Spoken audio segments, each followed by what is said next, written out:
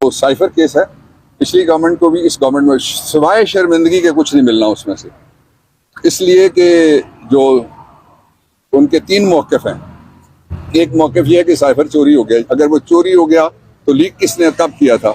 अगर चोरी हो गया तो शहबाज शरीफ और जो उसके दौर की जो कमेटी बैठी थी नेशनल सिक्योरिटी काउंसिल, उन्होंने क्या देखा था? फिर उन्होंने जंग अखबार देखा था, उन्होंने डॉन पढ़ा था, उन्होंने न्यूज़ वीक पढ़ा था, क्या पढ़ा था अगर साइफर ही नहीं था? आज जो केस था वो इस्लामाबाद में, मेरे ख्याल में इस्लामाबाद की तारीख का, इस्लामाबाद के मुस्तकबिल और इस शहर के हवाले से और शहरियों के हवाले से सबसे बड़ा केस था। तो जस्टिस बाबर सत्तार साहब के पास ये वही केस है जिसमें जस्टिस बाबर सत्तार साहब ने डिप्टी कमिश्नर के जो जारी करदा थे, सस्पेंड किए हुए हैं MPO के ऑर्डर्स, मैंने उनको बताया पूरा आइन पढ़ के कि इस्लामाबाद एक अलग टेरिटरी है और इसमें जो इस्लामाबाद टेरिटरी के लिए कानून साज इदारा कोई नहीं है। फेडरल गवर्नमेंट पूरे मुल्क के लिए कानून बनाती है।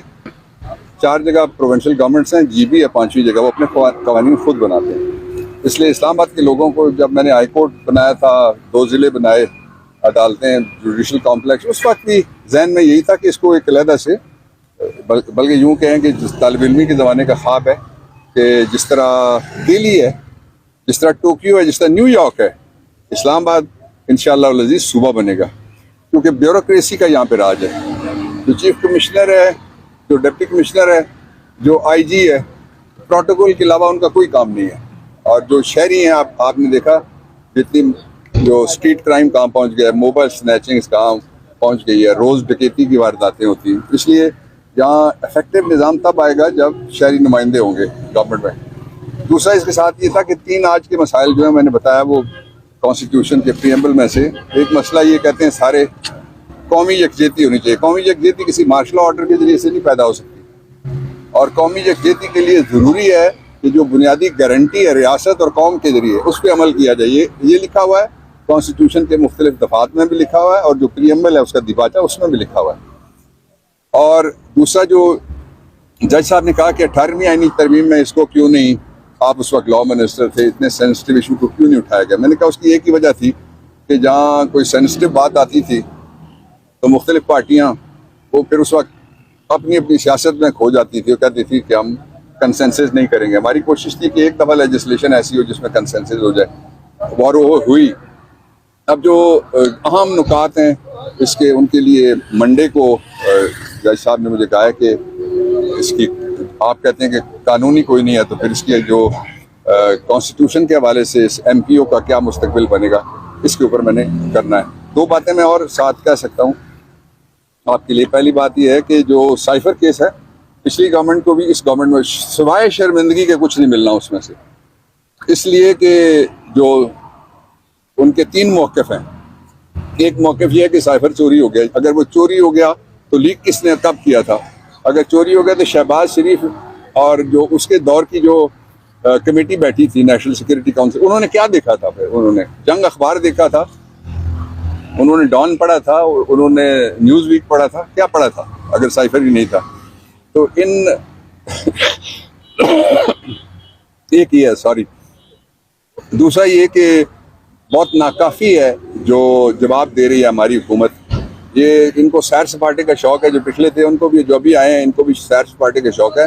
मैं इनको याद दिलाना चाहता हूँ, मैं कैबिनेट मिनिस्टर के तौर पे, आप सारे भी और आप में से अक्सर लोग शरीक हुए थे, आप भी गालिबन थे, जब इस्लामिक कॉन्फ्रेंस आखिरी जो पाकिस्तान में हुई है, इमरान खान के दौर में हुई है। कई कमेटियाँ ऐसी हैं जिसकी सरबराही पाकिस्तान के पास है। जिन कमेटियों की सरबराही आपके पास है, उन कमेटियों का आप इजलास बुला सकते हैं। और दूसरा, कुछ ममालिक हैं जिनको शाबाश देनी चाहिए, सऊदी अरब है, कतर है, और उसके साथ ईरान है, इराक है, मिस्र है, जिन्होंने दलेराना मौक़िफ़ रियासत की सतह के ऊपर इख्तियार किया है फ़लस्तीनियों के हक़ में। फ़लस्तीनियों के बच्चे मारे जा रहे हैं। फ़लस्तीनियों में इस सदी का सबसे बड़ा कत्लेआम औरतों का। आपको पता है कि 50% जो गज़ा की आबादी है, 2.3 मिलियन उनकी टोटल आबादी है, उसमें से 50% औरतें और बच्चे हैं। बच्चों की तादाद औरतों से भी ज़्यादा है। वहाँ एक करबला है जो बच्चों के लिए आई हुई है, और जो कल का डेथ काउंट था उसमें 130 कोई टीवी कह रहा था, मगरबी को 125 बता रहा था कि वो बच्चे हैं। और 170 के करीब औरतें जो है वो शहीद हुई हैं। अभी तादाद गिनी ही नहीं जा सकती, इसलिए कि वहाँ दिन से लेके रात तक बमबारी हो रही है।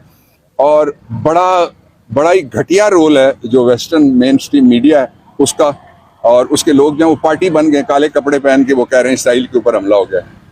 और 1967 से कब्जा हुआ है गजा की पट्टी के ऊपर। वहाँ जो 9 पोस्ट हैं उनमें से 1 मिस्र के पास है, 8 पोस्टें इसराइल के पास है। उनको शर्म आनी चाहिए जिस तरह से इंसानियत सोज ये मुजालिम हो रहे हैं उसके ऊपर जो खामोशी है। लेकिन जो मिस्टर एंटोनियो जनरल सेक्रेटरी है, कल उन्होंने बैलेंस बात की है, गोतरस ने बैलेंस बात की है। उसमें उन्होंने कहा है कि जो कुछ हो रहा है वो इंटरनेशनल लॉ के खिलाफ है। तो मुस्लिम उम्मा को जागना चाहिए, और वो जो सना खान तकरीब है मशरिक हैं उनको भी जागना चाहिए, उनको आगे आना चाहिए, आके उनको अपना किरदार अदा करना चाहिए। पूरी यकजहती है पाकिस्तान तहरीक इंसाफ की जो फ़लस्तीन के मजलूम अवाम है।